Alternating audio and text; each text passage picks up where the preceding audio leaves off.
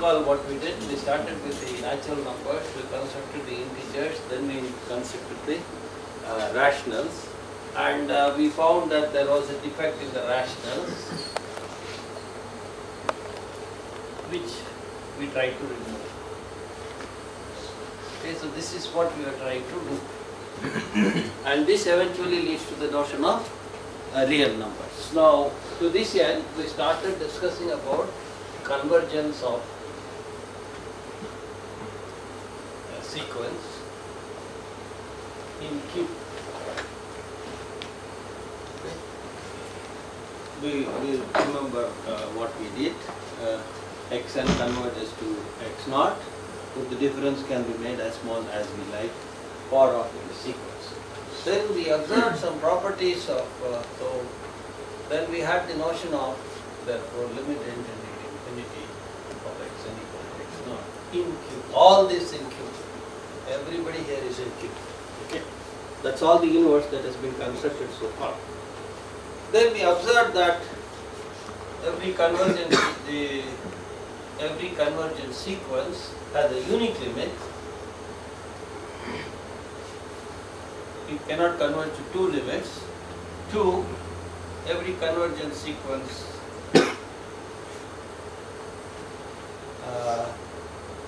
is bounded. And we also observed that every convergent sequence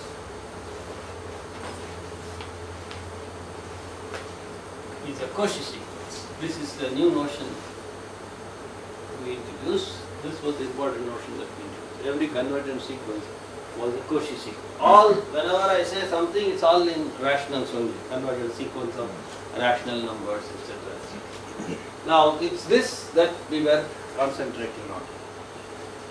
So we asked whether the converse can be. The converse in every one of these cases is anything else we did. I mean, if it's bounded does not mean it converges. There is one more thing that we did, namely xn converges to x naught implies mod xn converges to. And all in the, for example, here the reverse need not be true. Here the reverse need not be true. A sequence may be bounded, but it may not be convergent.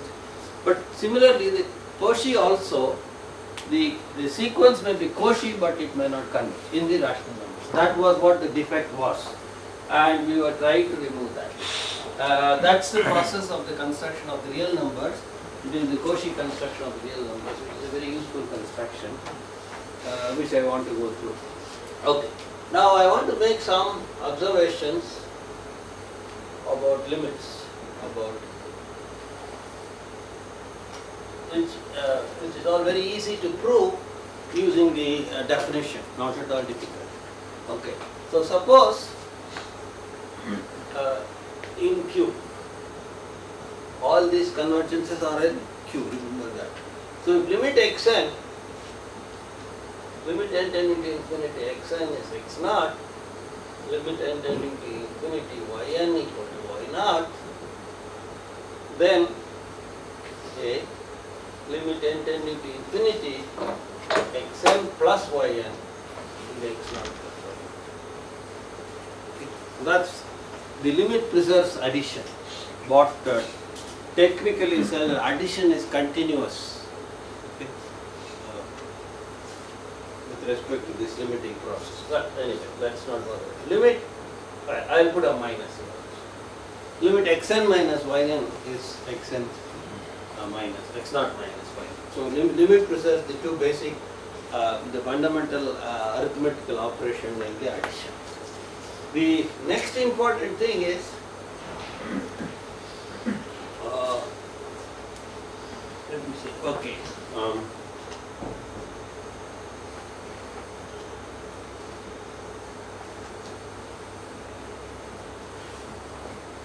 If you multiply the sequence by R, every member of the sequence by R, the limit also gets multiplied by R. We can multiply by any rational number R. Now the two together tells the linear combinations of limits is limits, okay. Together it says that all these put together is that if xn k n equal to 1, 2, 3 is a sequence in Q for k equal to 1 to say m. So I have m sequences. The superscript denotes the which sequence we are talking about. The subscript denotes the term in that sequence. Okay. Suppose we have m sequences such that limit n tending to infinity of xn k is x naught k. Then limit n tending to infinity of summation ri x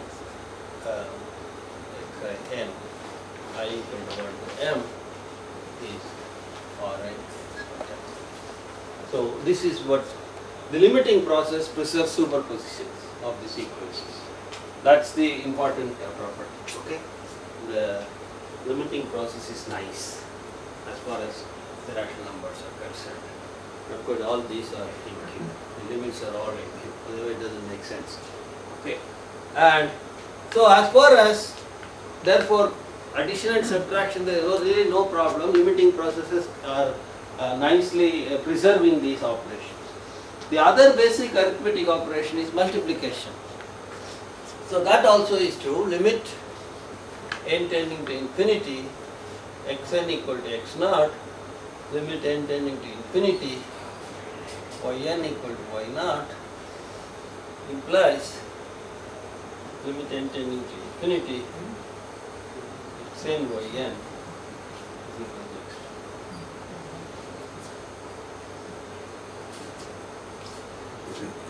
The product, the other arithmetic operation which is in the rational numbers, see the rational numbers we said formed a field.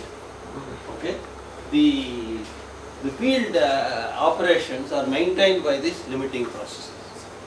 Now I will indicate the proof of this. I deliberately indicate the proof of this. I did not do that because that is too trivial. Not that this is not too trivial, but I want to bring out that how we use many of the properties of the limits. So let me just indicate the proof. I'm not going to write everything completely. So we want to show that xn yn converges to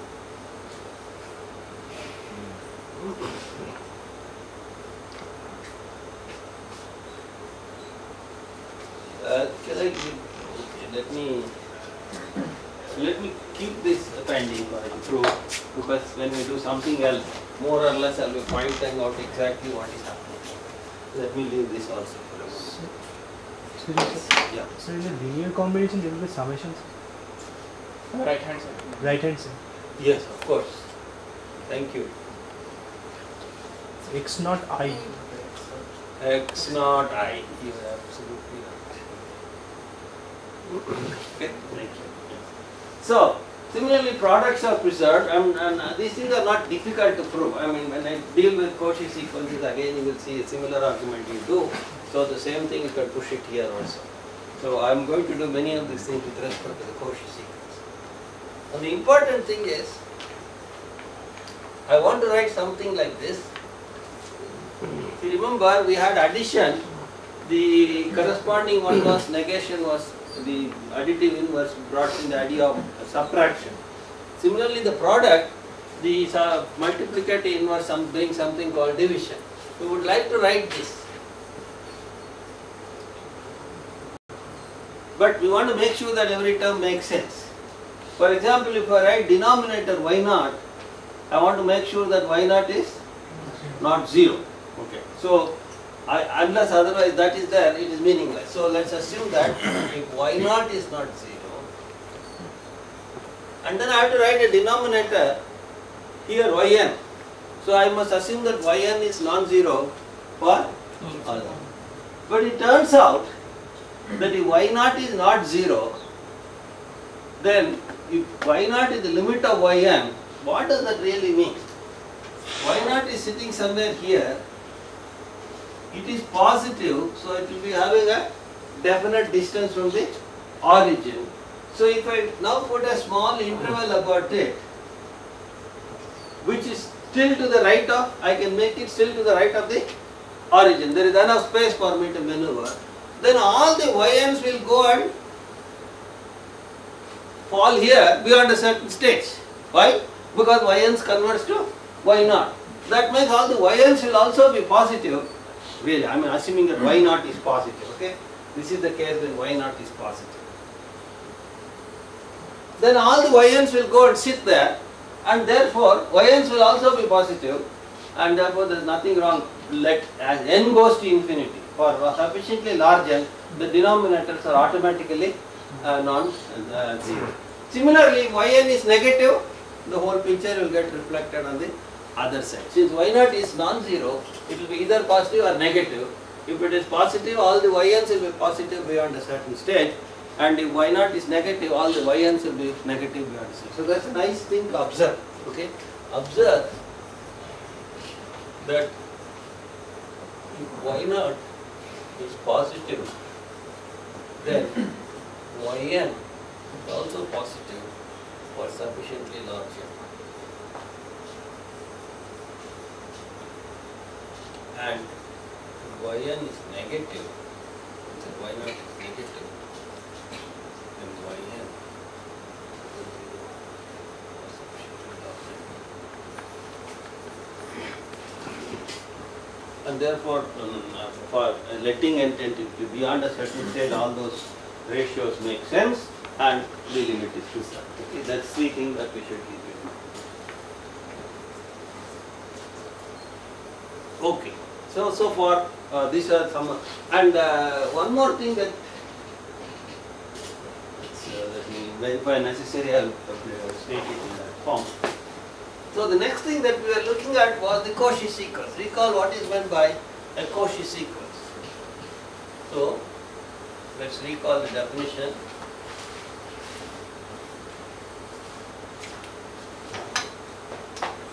A sequence xn of rational numbers. So you have sequence xn of rational numbers. It is called a Cauchy sequence or a fundamental sequence or whatever terminology you want to use. Cauchy sequence if beyond a certain stage the terms of the sequence just glue together very closely. They stay close together. How do we state that? For every epsilon positive, epsilon is epsilon in, everything is epsilon in Q, there exists a state which is a natural number such that if you go beyond that stage, then the members of the sequence are all swinging together within that epsilon distance. So you go far up in the sequence, no two members will be beyond an epsilon distance from each other. That's it. So they are all coming, clustering with each other, various terminologies are used for that. So essentially what, there is a traffic jam. It happens in almost all our roads. Cauchy sequences are plenty in Bangalore roads. There is always a traffic jam. They are all clustering together, particularly near a signal light. And unfortunately, there are lots of, it's not a complete space. There are lots of potholes in Bangalore roads. It's not complete like the real numbers. We have to complete it. For that, we need a good Cauchy. We need a good government leader for that. Anyway, I think someday I should give the government a lecture on completion spaces. Anyway, so this is what it means.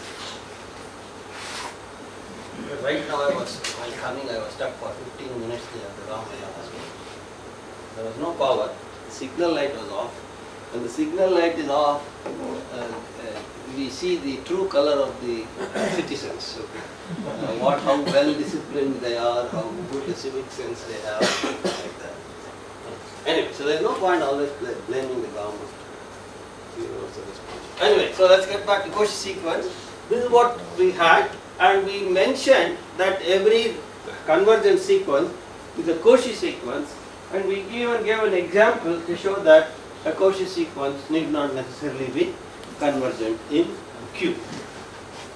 Okay, so now we would like to look at some properties of Cauchy sequences.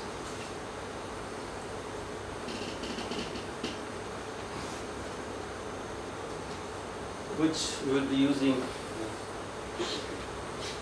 The first thing that we observe is again the preservation of the basic operations. Namely, if you have two Cauchy sequences, the sum is a Cauchy sequence, the difference is a Cauchy sequence, and a linear combination is a Cauchy sequence. So, let me call SQ to be the collection of all Cauchy sequences. Collection of all, let me call it C, Cauchy, Q for rational code of all Cauchy sequences in Q. Okay. So suppose I have xn, yn Cauchy sequences in Q. Suppose I have xn and yn Cauchy sequences in Q, then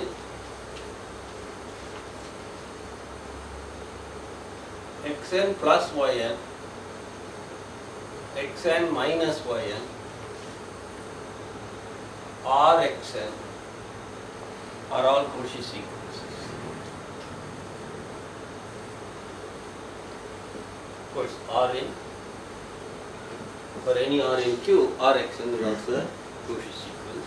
And now, so therefore, scalar product with multiply by constant, it's a Cauchy sequence. In fact, this follows from this, because if yn is a Cauchy sequence, minus yn is a Cauchy sequence, then by this that also will be. Basically what you need is this and this are Cauchy sequences, the rest of them follow. Okay. So in particular, and hence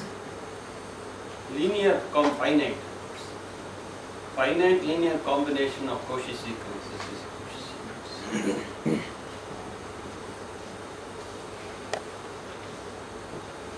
So these are fairly intuitively obvious, but you have to write the epsilon delta definition to make sure that you understand the definition.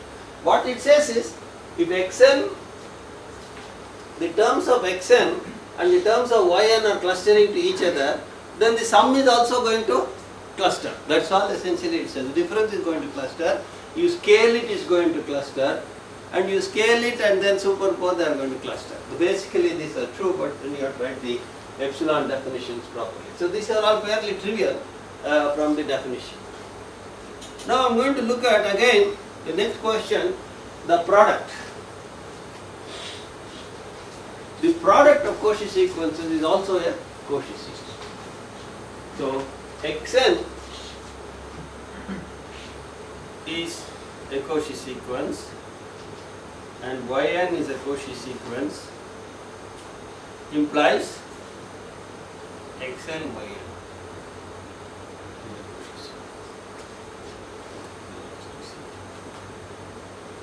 Now, if you understand this, you will understand that proof. I'll give you a proof of this. Okay, now then you can write the proof of that. Limit forward. Okay, so let me just indicate the proof.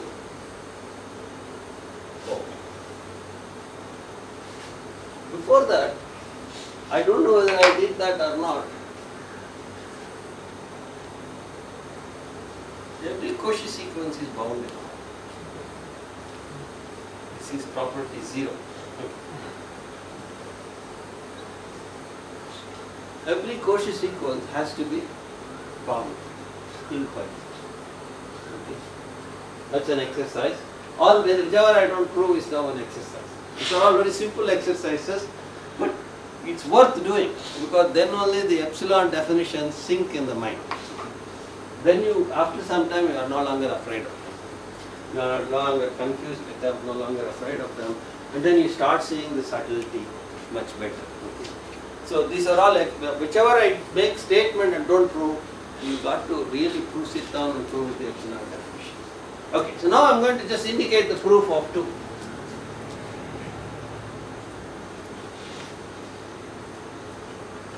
Why the product of Cauchy sequences is good? These are all important for us, subsequent development. So I am going to all these properties. Only this I will indicate. So let's look at.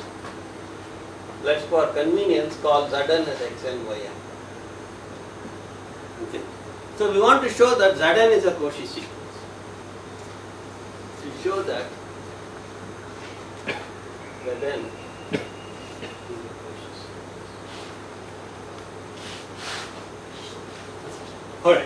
So what does that mean?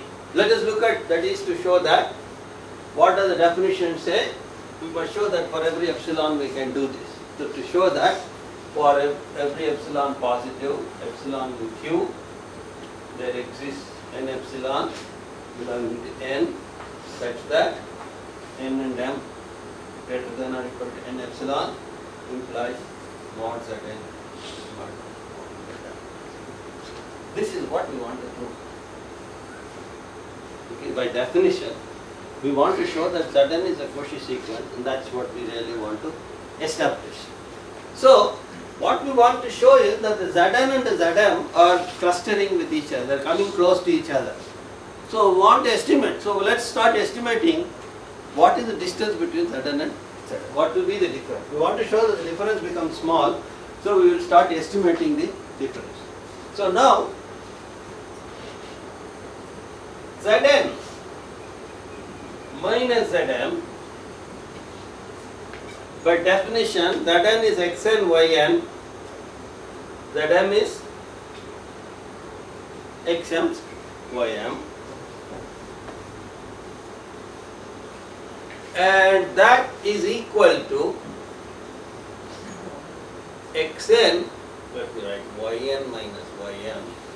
What is extra? Minus xn ym. So minus ym into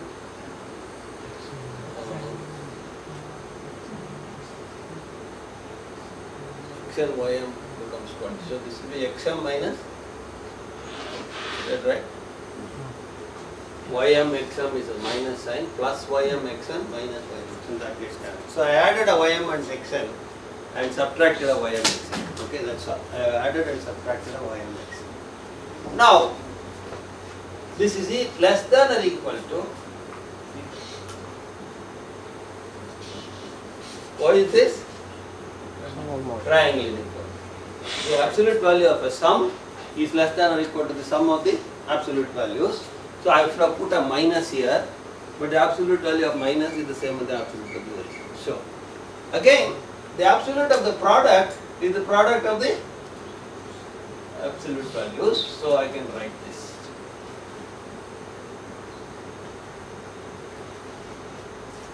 Okay, so now let's see. So what is the idea?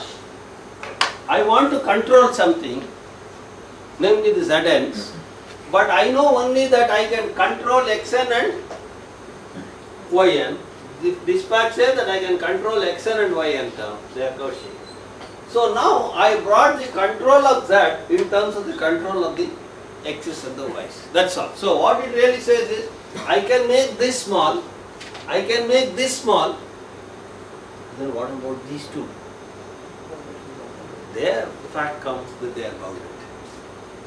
So they are not going to take it. This fellow is pulling you towards close to zero, the difference. This fellow is also pulling you to zero, but this fellow is weak. He is very bounded. He can't pull you towards infinity. If he is pulling towards infinity, the tug of war is going to be problematic. This factor can pull you only to a finite force, and this fellow is pulling to zero, so the product will go to zero. So now how do I write it formally? So first thing is observe xn, yn are bounded. Therefore there exists an m1, m2 such that mod xn is less than or equal to m1, mod yn is less than or equal to m2 or mn. And m1 and m2 are in Q. They are all rational numbers. Everything is rational numbers. And therefore this will become less than or equal to m1 mod yn minus ym or m2 mod xn minus ym. You can write xm minus xn or xn minus xm, both are same, absolute value is the same. Now, so therefore we have used the fact that a Cauchy sequence is bounded. That's crucial in establishing this. And now we are going to use the fact that the xn and yn are Cauchy sequences, and therefore they are getting closer. Now look at what we wanted to prove. To show that you give me the epsilon, I will find the n epsilon. So that's what I am going to do. So given epsilon greater than 0, We don't know how to adjust. So what we'll do is choose epsilon 1 greater than 0, epsilon 2 greater than 0, epsilon 1, epsilon 2 belonging to Q. We will see how to choose epsilon 1 and epsilon 2 later. For any positive error we can control xn. For any positive error we can control the yn. So we will first control the xn with respect to an error epsilon 1. We will control yn with respect to an error epsilon 2. We will see the total error. We want it to be less than epsilon, then we will adjust the epsilon 1 and epsilon. We can get n1 belonging to n, n2 belonging to n, such that nm greater than or equal to n1 implies mod xn minus xm is less than epsilon 1. Why is this? Because xn is Cauchy. For any error we can do it. I am going to do it for some error epsilon 1 which we will adjust later. Similarly, this can be made less than epsilon 2. Right. Now therefore if I choose n to be the maximum of n1 and n2, then nm greater than or equal to n, this will also be satisfied, this will also be satisfied. So this will be less than epsilon 1 and this will be less than epsilon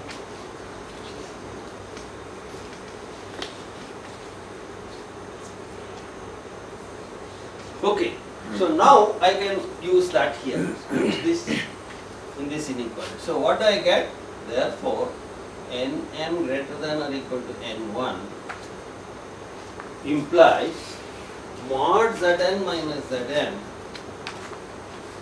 is less than or equal to this quantity, mod this quantity m1 times epsilon 2 plus m2 times epsilon. Okay. So all you have to do is choose epsilon 2 and epsilon 1 so that this sum is less than epsilon. So choose, given epsilon positive, choose epsilon 1, epsilon 2 such that m1 epsilon 2 plus m2 epsilon 1 is less than epsilon. We are done. Then we have got the required control. One choice. Usually the books will start with one choice is epsilon 1 is equal to epsilon by 2m2, epsilon 2 is epsilon by 2m1. So this becomes epsilon by 2, this becomes epsilon by 2. So actually the proof and books will start, normally mathematicians have a way of hiding all these things. Then we will say, given an epsilon greater than 0, we can find an n1 such that this is less than epsilon by 2. Suddenly they will make that epsilon by 2. So I could have made it epsilon by 3 also. It's totally irrelevant. All you have to do is choose an epsilon 1 and an epsilon 2 such that the sum becomes less than epsilon. Whatever way you want to do it is okay. One simple way of doing it, the neat way of doing it is epsilon 2. Okay? So therefore, we have got this is a given an epsilon. So therefore stop. So the product of two Cauchy sequences is Cauchy sequence. We will have to look at the ratio of two Cauchy sequences. That could be a problem, right? Because the denominator may start behaving crazy. So therefore we will hold that for a moment. Right. So therefore we have some basic properties of Cauchy sequences. Namely, every Cauchy sequence is bounded. Superposition of Cauchy sequences is a Cauchy sequence. Now, instead of 2, I can take the product of 3 Cauchy sequences. That is still a Cauchy sequence. Because you can do it step by step. Take the product of the first 2, it's a Cauchy sequence. Now take the product of the third one, that is still a Cauchy sequence. So the product of any finite number of Cauchy sequences is a Cauchy sequence. Right. So now, we are going to introduce. See, remember, in every place, when in our extensions from natural numbers to integers, from integers to rationals, we always took some copies of what we already knew and then introduced a equivalence relation and took the equivalence classes that gave us the new numbers. Now we took infinite copies of the rational numbers, Cauchy sequences. Now we have to introduce a equivalence relation. What is the right equivalence relation? So that is what we are going to do. Equivalence relation.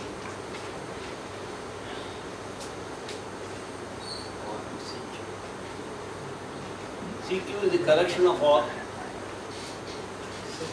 Yes. So in case of convergent sequences, for division with the condition that it should not be Yeah. zero, we wrote that. Similarly, we'll have to say that xn keeps the same sign or something like that. Yn keeps. We'll come to that question, how to do it. And in fact, we'll do only the thing. Mathematicians are very lazy fellows. They will do only thing that is required in their work. Nothing extra. That is why they get bogged down when they see a thesis which is 150 pages. They know that there will be 100 pages of junk in it. Minimum. If not more. Because if you have proved a good theorem, if it has a couple of good consequences, the whole thing must be expressible in a matter of 30 to 40 pages. Then we know all the frills and these things. So therefore, we will do only what we want to do. Okay? So we will see what is needed. Only what is needed. Okay. Anyway, your question is right. Similar arguments will come. Okay. Let's see. Right. So now suppose I take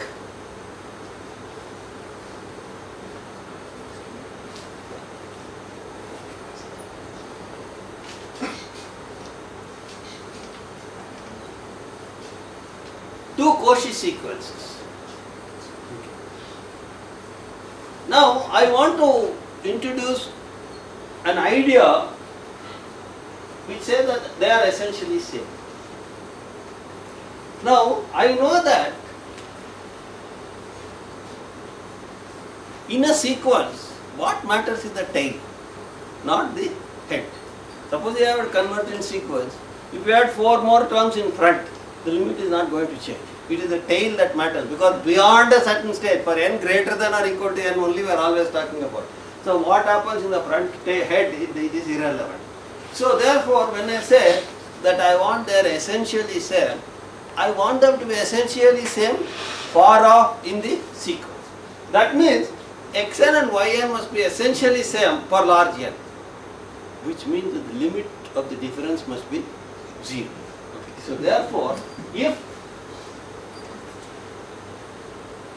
limit n tending to infinity of xn minus yn is equal to 0, then xn and yn are essentially same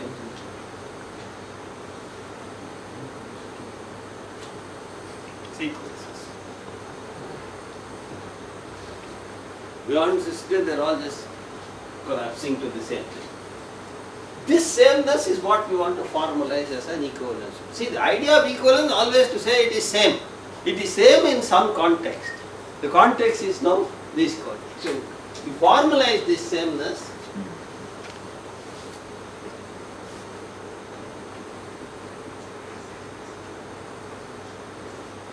Yes, you get the following definition. xn yn belong to CQ. We say xn is related to yn if limit n tending to infinity xn minus yn is equivalent to yn if xn minus yn. What does this mean? We want to write it in terms of epsilon definition.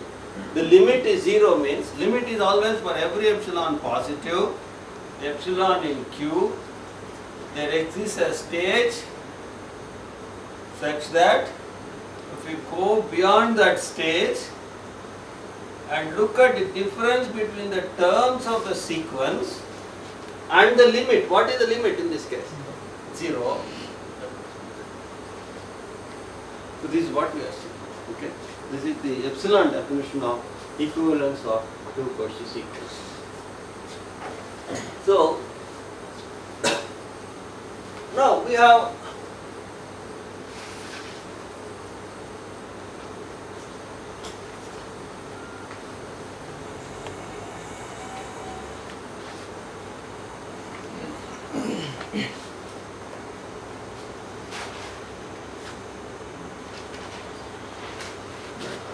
okay.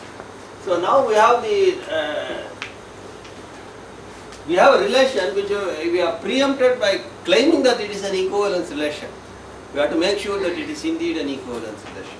Now, clearly, xn minus xn goes to 0. Therefore, xn is equivalent to xn. So, reflexivity is there.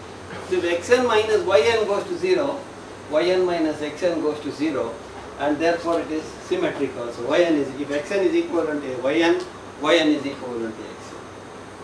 If xn is equivalent to yn, xn minus yn goes to 0. If yn is equivalent to zn, yn minus zn goes to 0. Therefore, the sum will go to 0, which is xn minus zn will go to 0. That is xn is equivalent to zn. So, this is indeed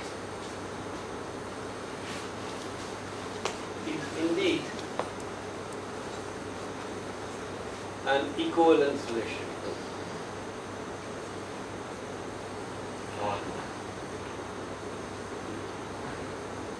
That is, xn is equivalent to xn for every xn.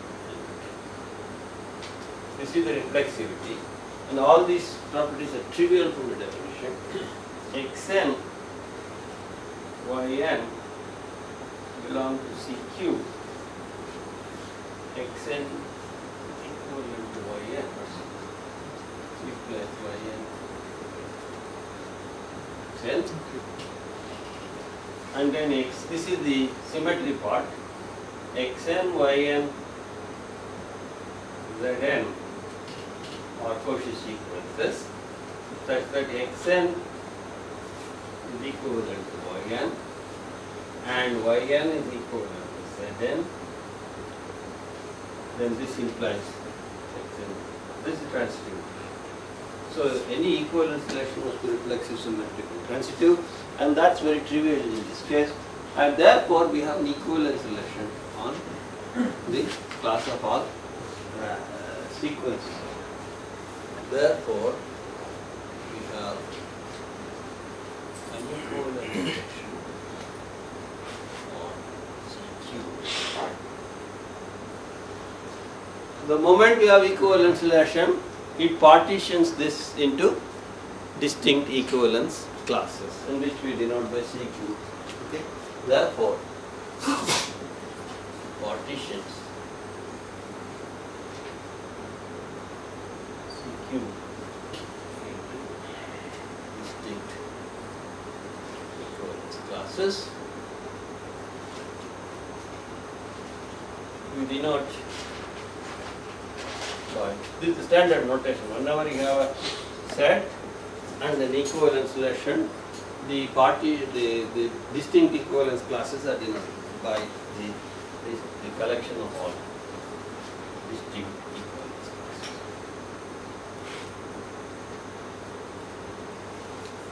Okay. Now this is essentially going to be this way. It is the class of real numbers with all the arithmetic put into it, arithmetic, topology, everything put into it. So that's the construction of, basically the construction of the real numbers. We have to put still the arithmetic, etc. on it. But before I do that, you may recall that, so what is going to happen is every class here is going to be a number. Just like we did before. Once you have the natural numbers, we took two copies, we introduced the equivalence class, and each class represents an integer, a new number.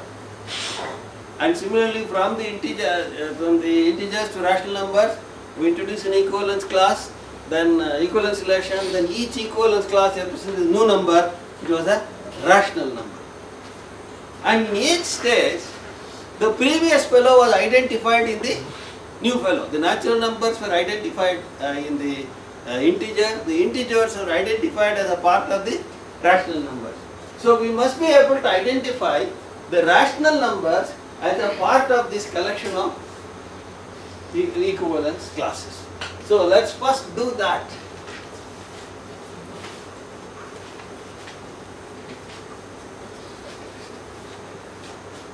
Okay, so identification of Q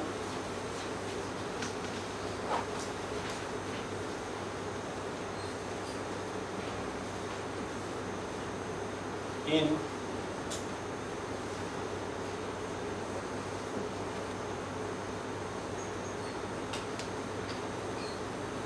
now when I say identification, what do I mean? So first of all, given a rational number, I must identify some equivalence class here and say this fellow is that fellow in disguise. And when I do that, I must do it properly. If there is a rational number R1 here, there is an identification here. Rational number R2, there is an identification. These two are different, the identification must be different. Otherwise there is a problem. Two fellows go and identify themselves as the same, and then the whole, that means your new creation has a confusion with respect to the old creation. So therefore the identification must be 1-1. Now that is the set theoretic point by point identification. But there is also an arithmetic here in the rational numbers. So I will have to introduce the arithmetic in this class. And when I introduce the arithmetic in this class, so there is a plus in Q, there will be a plus in this. When I take two rational numbers and add them, I can take their identification and add them also. And when I take two rational numbers, I add them, I will get a rational number, I will get an identification. That identification should be precisely the sum of the individual identification. So all this arithmetic must be preserved in this identification. So first of all, we look at the point identification, number identification. Then we introduce the arithmetic in it. And then we show that the arithmetic is also identified. And now we have got a class of numbers which have all the rational numbers, all their addition, multiplication have all been taken care of exactly the same way. But now we have new numbers. And they take care of the defect at the rational numbers. In this new class of numbers, we can introduce absolute value, we can introduce the notion of convergence, we can introduce the notion of Cauchy sequence and show that every Cauchy sequence has a limit, and therefore in this there is no problem about these gaps. Okay, that's the whole construction of the real numbers. It's a long process. Okay, so at some stage I'll say these are the ideas. I want to go up to the construction of this and identification, because this is a process which is commonly used in many places, in metric spaces, in nonlinear spaces. Always if you have an incomplete space, you complete it by this Cauchy sequence process. The same process, if you have an incomplete in this sense, Cauchy sequences don't have a limit. Whenever you have a system which is incomplete in this sense, complete it in this way. What does it mean? Take the collection of all Cauchy sequences, introduce a equivalent selection, take the quotient, and that will be the one that does the job. Okay, now the identification. First of all, what do I mean by identification? I have a rational number here. I have to identify that with an equivalence class. If it is an equivalence class, it must be generated by one element. But each element means a Cauchy sequence. So there is a Cauchy sequence and there is an equivalence class that is generated by it, and it must be identified with the element. Okay. So how do this look like? An equivalence class will be generated by an element in CQ. What are elements in CQ? So an element of CQ quotient will look like this. It will have a Cauchy sequence in a box, and it will take all other Cauchy sequences who are equivalent to him and put the label as X. That's all. That is what there are lots of boxes in it. Each box contains a lot of equivalence, lot of Cauchy sequences which are equivalent among themselves. So now I want to identify every rational number with one such box. So given R in Q, we have to construct this box. To construct this box, first we must construct a Cauchy sequence. Consider the sequence Rn where Rn equal to R for every n. R, all the terms are R. Is it a Cauchy sequence? Yes. Obviously, because the difference is always 0. You can be always under control. This is a,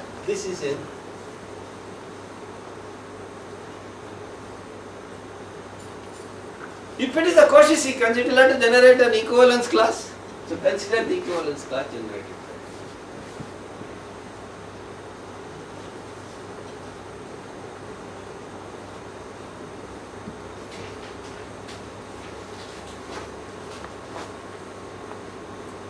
Call it, say R will. So R till hat is the equivalence class generated by this sequence.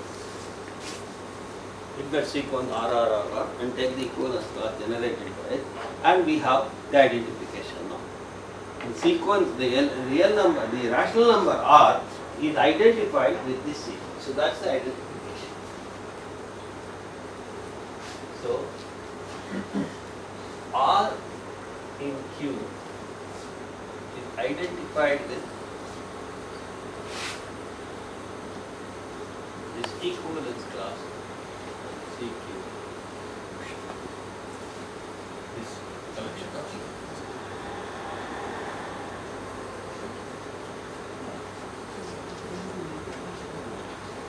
yeah, any questions? Is that clear? So basically, therefore, the real number is not, it's an abstract. There are many ways of going to God. But God is the real number. The sequences, the roots are all the members of that equivalence class. The same real number, rational number R can be approached by many Cauchy sequences. After all, when you do programming to approximate a real number, you could have generated any Cauchy sequence that converts to that real number. All of them eventually reach there. The problem is everybody claims that mine is the best sequence. That's where the real problem is. And it doesn't matter, all are equal, and beyond a certain stage, they are all going to be going there.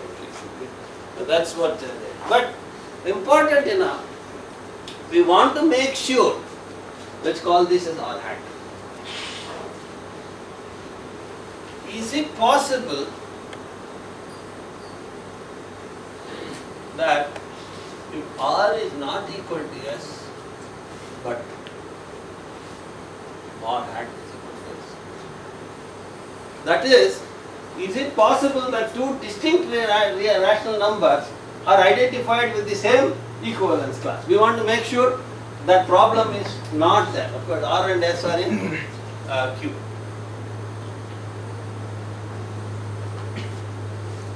Can this happen? Well, let us see. What is R hat? R hat is this equivalence class. S hat, this equivalence class. If R hat is equal to S hat, this will happen if and only if this equivalence class is equal to this equivalence class.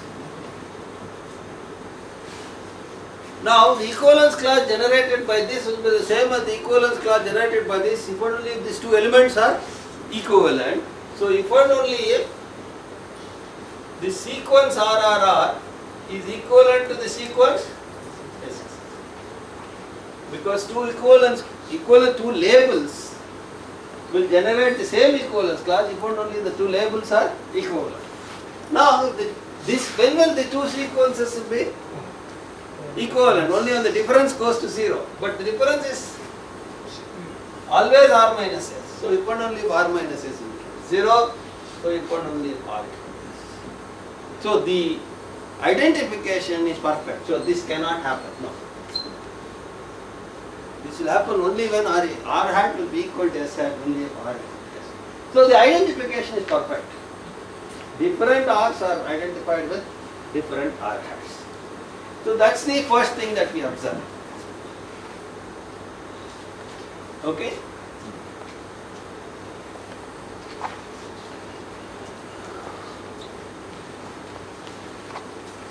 Okay, so this is roughly said by what people write it like Q is embedded here. Of course, this embedding is not complete yet. The same, it could be identified as a part of a CQ there. Okay, this identification is R to R hat. Right. The next question is that all we get? Suppose I have the Q here and I have these equivalence classes here. For every R, I get a R hat here. Now suppose everything else is exhausted this way. We have, with hard work, we have constructed nothing. We have constructed back only the rational numbers. We want to make sure that there is something more. So there are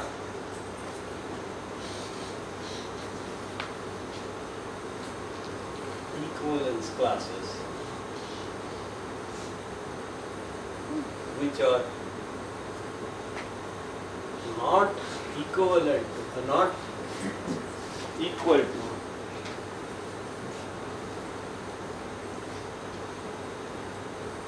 R hat for any R in Q. So there are elements now in our new collection which are different from the rational. We have now got new numbers. We have got new numbers at our control. We have got all our old rational numbers. We are also going to get new rational numbers.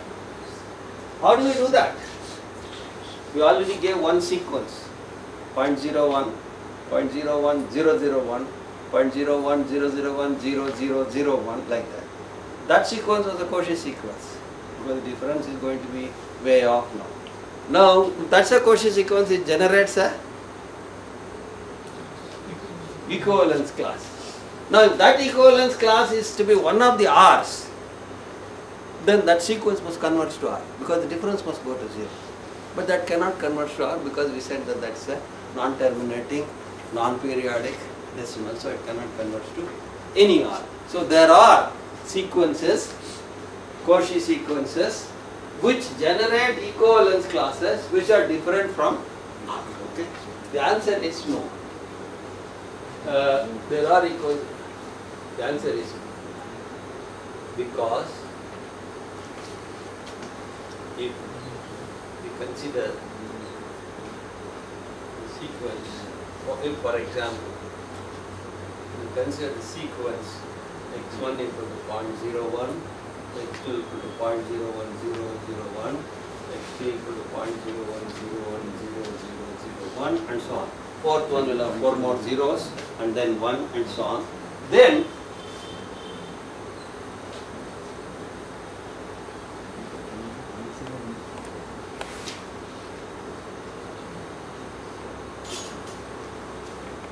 if equal to R hat for some R belonging to Q, then we must have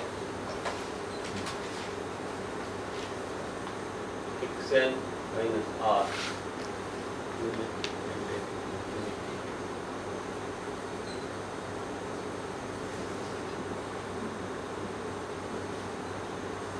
0, that is xn converges to a rational number. Not possible. Okay, I will not write. A contradiction. We already seen that it cannot converge to that. Okay, so therefore it cannot be equal to some R hat. Therefore we have something different out of it. This is one we have seen. There may be many more. In fact, there are plenty, much more than what we really made a huge collection of new numbers by this process. Right, therefore we have a new system of numbers in which this system is called the real number system. Well, actually with all the arithmetic added to it, so until then we will not write off. So now what do we have? We have Q we have the Q here and we have the PQ quotient, and this Q is identified with our quotient. There are much more other things that are. Now, this fellow is addition, so there will be some kind of induced addition here. Now, I would like to look at the addition as a whole. So now we want to look at the arithmetic of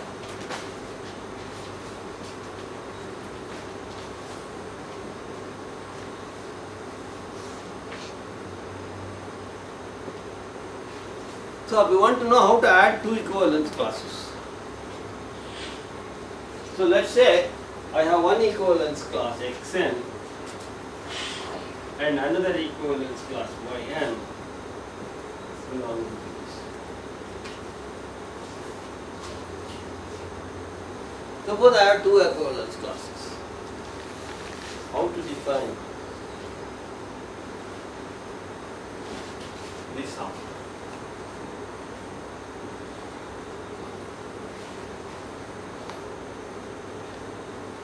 Now, you should not confuse this plus with the rational number plus. Now, this is a new plus, okay? New abuse of notation, new addition of equivalence classes now. Right? So now, you want for sometimes you can put a dot or a tilde to make sure that you distinguish. Then after some time, you become experts and you don't distinguish and get confused. So we say the context tells what is the addition we are talking about. Really it's abuse of notation. Now the way to do it is the following. I have two boxes, both the boxes have been labeled. This box has been labeled as the sequence xn, this box has been labeled as the sequence y, and I want to add. But I know how to add the labels. I know how to add two sequences, so I just take that there. So, a natural way is to define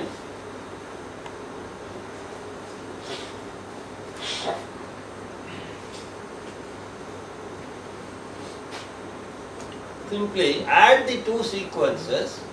The sum of two Cauchy sequences is a Cauchy sequence, we already seen. And therefore, that will generate an equivalence class, and that equivalence class you can take as the sum. Is it clear? This box is a label, this box is a label. The sum of the two labels is a new label, and take that box which has that label, and that is the addition. Is this a good definition? It will be good because you said it is. Is this a good definition? What do we mean by this? See, for example, if I have a box, a number of fellows are sitting in that box. Each fellow is equivalent to the other fellow in that box. I could choose any one of them as the label. So, suppose somebody had labeled this box as xn and this box as yn. Another fellow had labeled the same box as xn prime and yn prime. Then he will be adding the two new labels. And then take the box corresponding to the sum of the two labels. Will you get the same box as we got? And the answer is yes. If it is label dependent, there is a problem again. Your definition is not a good definition. It is a chaotic word. Each fellow will get a different answer, and our school children are very happy because whatever answer they write, it is right. So unfortunately it is not so. We made life miserable for them. But it is. So that is, this means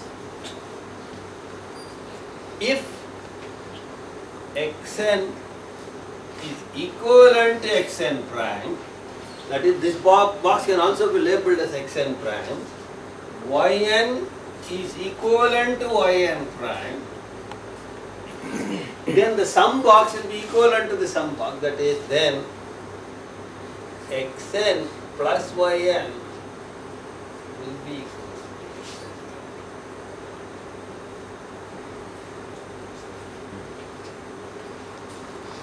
Hence,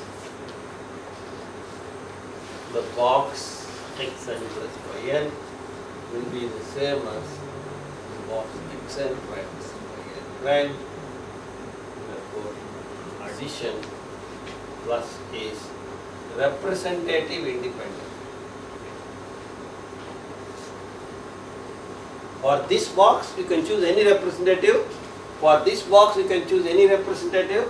Add the two representatives. Consider the box generated by the some representative. You'll get a box. That answer will be the same whatever representatives you choose. Okay. That's the important part of it. Okay. And therefore, this is a good. Why is this true? The crucial part, you see, when we did something from natural numbers to integers, whatever question we asked there, we always brought it back to the words that we know, namely the natural numbers. When we went from integers to rational numbers, any question we brought back to the integers, the world we knew. Now when we go from this to the so-called quotient as real numbers, we bring back everything to the Cauchy sequences which we know. Cauchy sequences of rational numbers. So all the addition is brought back to finally adding to rational numbers only. That's all we know. So we somehow or other bring back to what we already know. So therefore, we are now a good definition of addition in CQ. Therefore,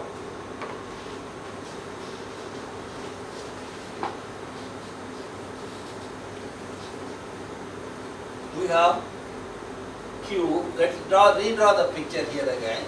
Now CQ. Now this fellow is identified in some form. We had a plus here now. We have a plus here now. Therefore, that plus will give the plus there also. Now, will this plus be identified with this plus? That's what we want to. So, question. So, does the identification preserve addition? Does the identification of Q in CQ preserve?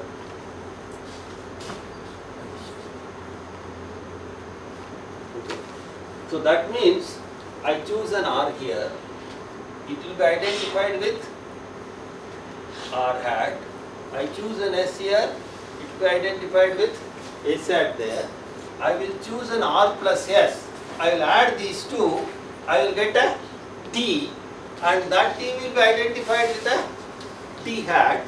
Now this R plus and R hat and S hat can be added, and will that be equal to T hat? Okay, so identify and add, or add and identify, do you get the same? Identify individually and add in the new place, or add in the beginning and then identify in the new place. Will I get the same result? If I should get the same result, otherwise this identification is not preserving the arithmetic. It is only point by point identification, not the arithmetic identification. It turns out it does. It does. Why does it do? What is R identified with? This sequence. What is S identified with? This sequence, this equivalence. What is R plus S? T identified with T, T, T. But what is T? R plus S, R plus S. But that's precisely the sum of these two equivalence classes. The sum of the two equivalence classes is obtained by adding the individual terms in the representative and constructor. So this is equal to, therefore,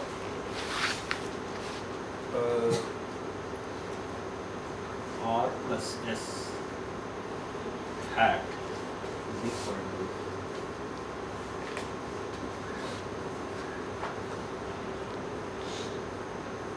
which is equal to R hat plus S. So identify and add, or add and identify, you are going to get the same result. So that is a good definition. So the universe of the additive universe of the rationals. Now we can say that the additive universe of the rationals is completely identified as a part of this new universe that we have created. Completely. So now we can think that we have not lost anything that we have got. As far as addition is concerned, we have not lost all our knowledge about the rational numbers. Only thing is we are stating them in a slightly different language. That's all. Okay, so that's as far as addition. Now, we'll observe some properties of this addition.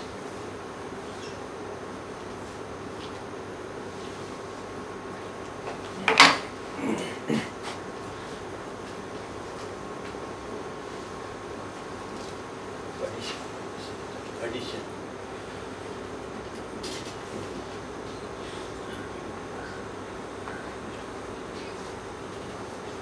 Okay.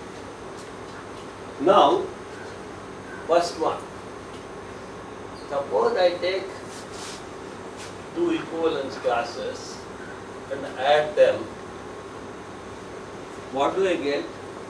I get the equivalence class generated by the sequence xn plus yn.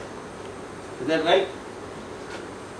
Now xn is a rational number, yn is a rational number, so xn plus yn is the same as yn plus xn, because addition is commutative in the rational. So I am going to prove all the properties connected with addition in the rational numbers in this new addition now.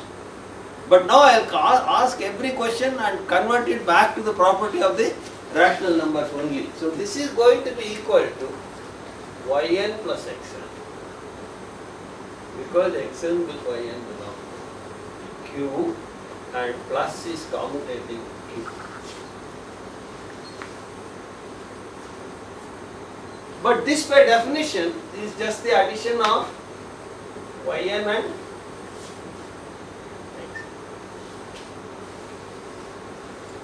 And therefore this addition of these boxes is also commutative. So therefore addition is commutative.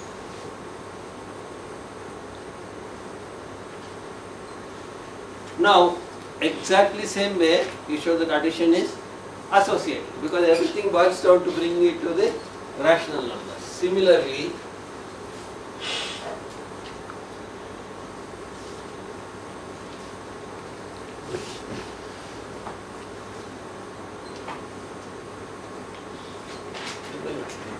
addition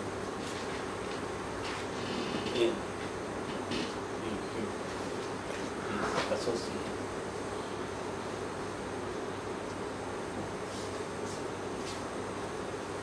Right.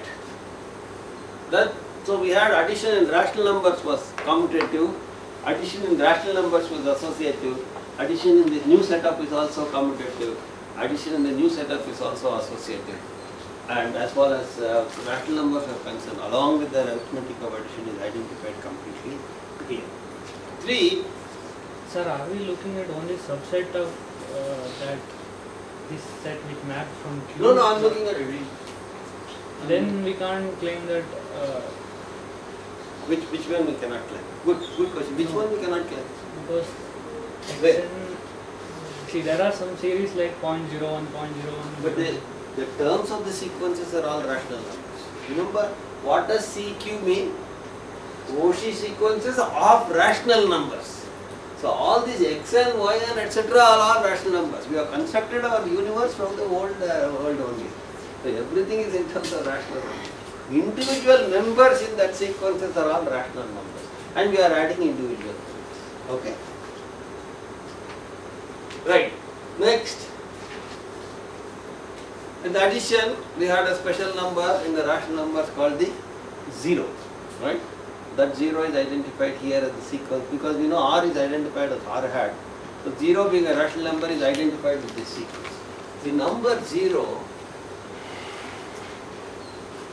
in Q is identified with,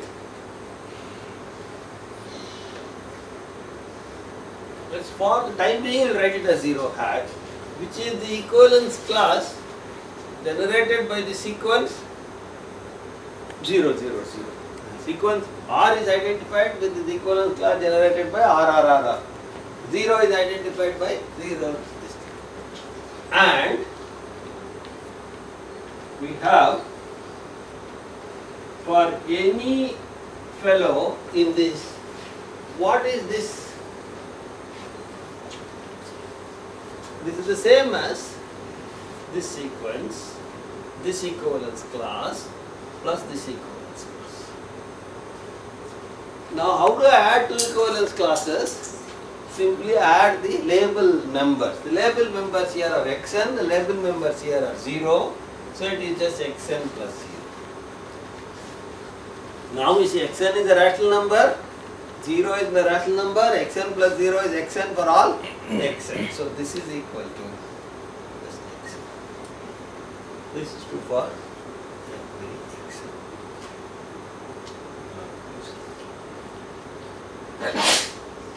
So corresponding to that 0 that we had in the rational number, that fellow comes distinguished here, and now he acts as 0 in the bigger class. Even outside this world, remember, that identified this fellow, even for fellows outside he acts as a 0. For any equivalence class, if you add that 0 hat, you are going to get back that equivalence class. So it not only acts as a 0 in the small universe, he now acts as a 0 in the bigger universe with this identification. And then what else? Every rational number had a negative. What about the negative of an equivalence class? The equivalence class generated by the negative sequence. Okay? Note, for every xn,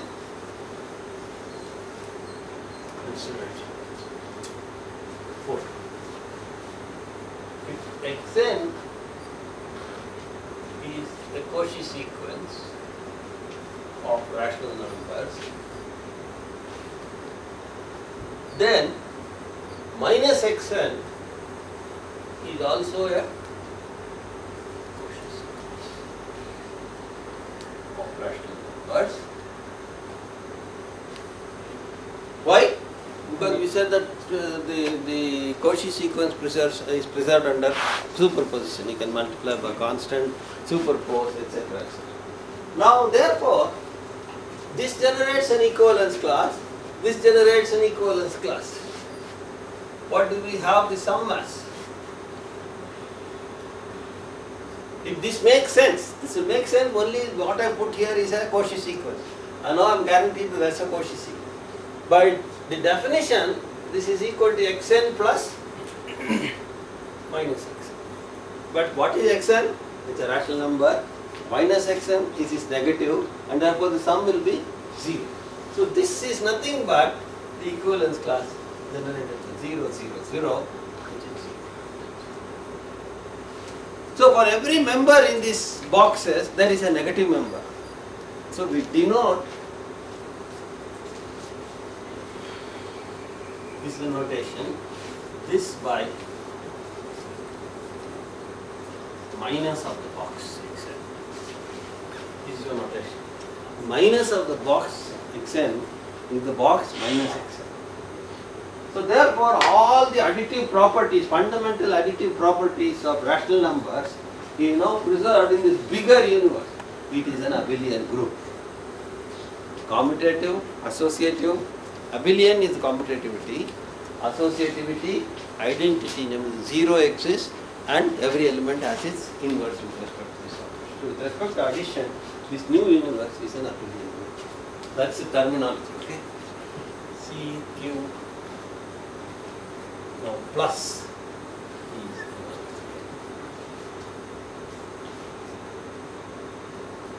remember, our Q was a field.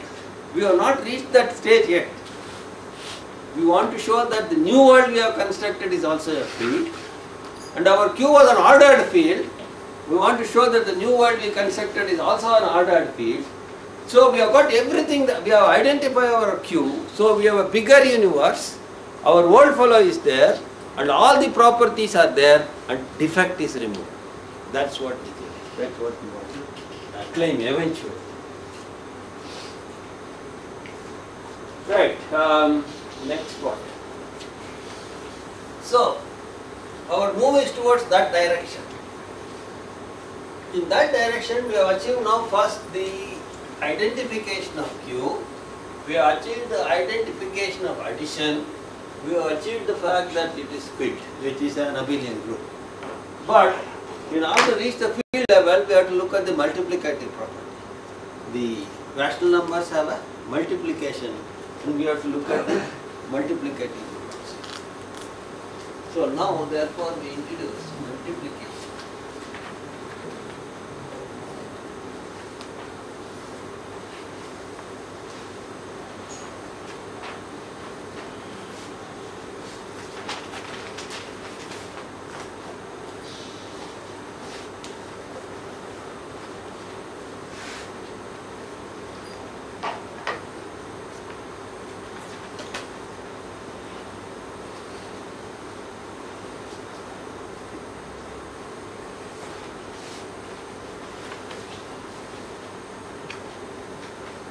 Right, how do we do that? Well, how did we do? What was the idea that we got while adding? We simply added the elements of the sequence we generate. Similarly, we now multiply the elements. Now, if we are take two Cauchy sequence and multiply them with the Cauchy sequence, we already make sure that it is indeed. So therefore, we define for xn y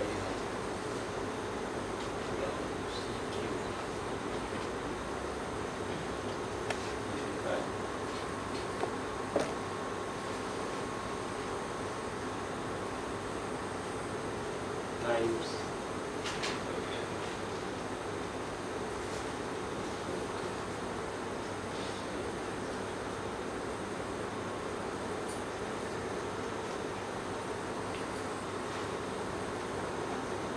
now what is to be done? Next, immediately, the moment you give such a definition, it is label dependent, we would say. That if xn is equal to xn prime, yn is equal to yn prime, then xn yn must be equivalent to xn yn prime. Exercise. The exercise.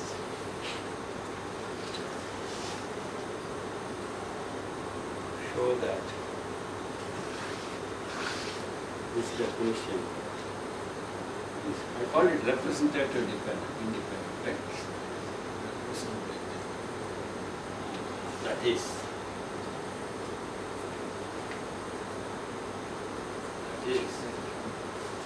xn equivalent to xn prime yn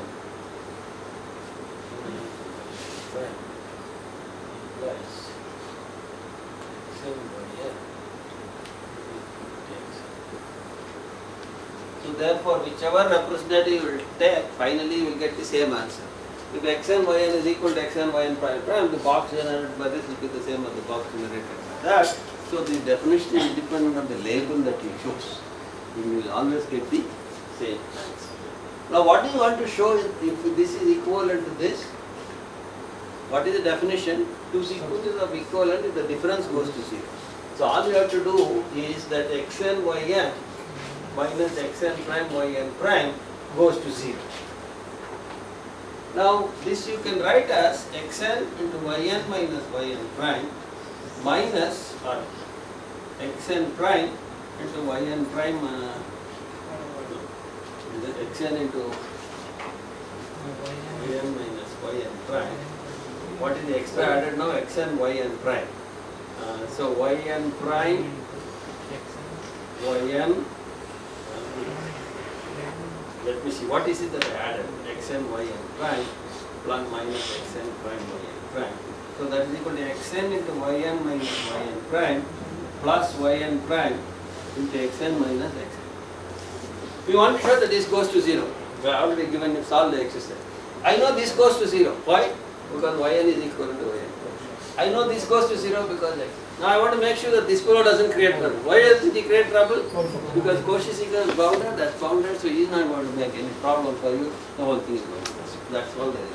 See, so it's not a big deal. I mean, once you get to the basic ideas or properties of Cauchy sequence. So therefore, only thing is long writing. So therefore, we have got a good definition of multiplication. Now, what are the things that we have to do? Again, with respect to multiplication, we have to make sure that the multiplication of the rationals is maintained in the identification, right? That is the first thing we want to make sure. The moment you do something, we want to make sure that the identification is nice, so that the entire real rational world is brought and embedded here completely, and we have made sure that we have not lost anything that we had learned. So therefore, we want to make sure first that the rational identification preserves multiplication. Is it true? R goes to RRR, S goes to SSS, RS will go to RS, which is the same as the multiplication term by term. So that's a very trivial thing, okay? So easy to see that RS belongs to Q implies RS identification is R times S. That's all. I'll simply write that. The identification of a product is the product of the identification. RS in Q or into S.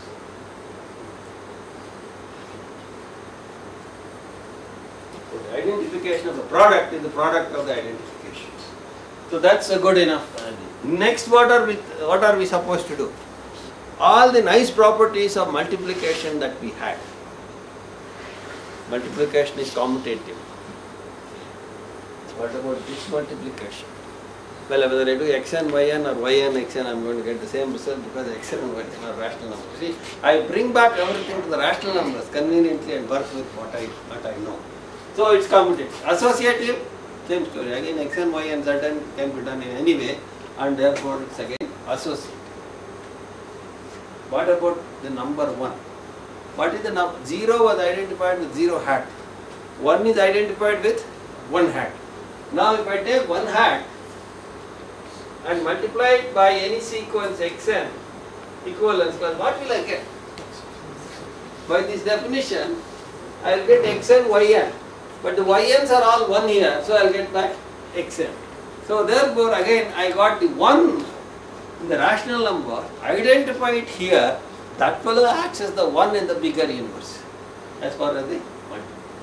The only thing you have to be a little bit more careful is the multiplicative inverse. It's not obvious, it doesn't seem to be very clear as it is here. Because if we given the xn, we want to find the yn, somehow that the product will become equivalent to 1.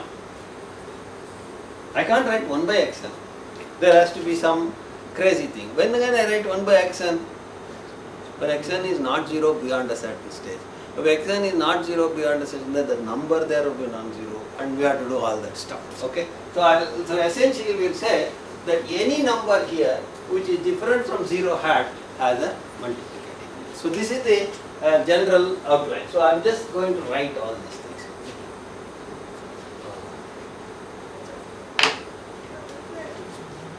So some properties of multiplication. Any questions? Is time limit for this cassette. Okay, doesn't matter. So 1, it is commutative. 2, it is associative. 3, xn into 1 hat is equal to 1 hat into xn equal to xn or xn.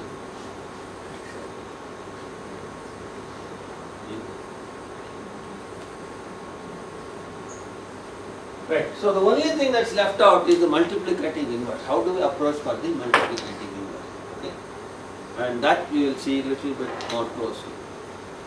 And that's not the end. So we would have identified the rational word, addition rational word here. We would have identified the multiplication rational word here. But there is an interaction between addition and multiplication in the rational world with the distributive laws. That is also transferred here, and therefore we will have a CQ slash quotient, the quotient which has an addition and multiplication with respect to which it forms a field. And in that field, this rationals is a subfield. Okay, because it's already a field, everything is carried over there, so it's sitting as a subfield. So we have got a bigger field which encloses, so in a sense we can say R is a field which is an extension of the rational field. R is an extension of the rational field. Okay. Then, rationals are an order. Somehow to bring in the order. Whatever we bring, we will somehow convert all the problem to thing that we know. Namely, we want to find about the inverse, it has to something to do with the inverse of the rational numbers. We want to do some distributive law here, it will have something to do with the distributive law of the rational numbers. Order here will have something to do with the order among the rational numbers. So once we do that, then we will have an ordered field in which this ordered field of rational numbers is a subfield. The same, again the order must be preserved under identification. Okay, so whenever you do something new here, we must make sure that the preservation is there under the identification. The reason is, I don't want to lose all the work that I have done before. I want to carry it with me. It is not like I have finished engineering maths 1 in the 4th semester and that's the end of the story. I will never touch engineering maths 1 again in my life. That's not the way to do maths. This is a moral of this whole story is you never ever can afford to do that in mathematics. That is not the way maths is done. Okay? So engineering maths 1, whatever the syllabus there is, I don't know what it is, will have to be with you all the time. Okay? And on that you have to pile up engineering maths 2, 3, 4, uncountable infinity and so on. So that's the moral of this whole story. There is, whenever you learn something new, don't lose what you already have. So this part of the real number construction I will complete on Thursday.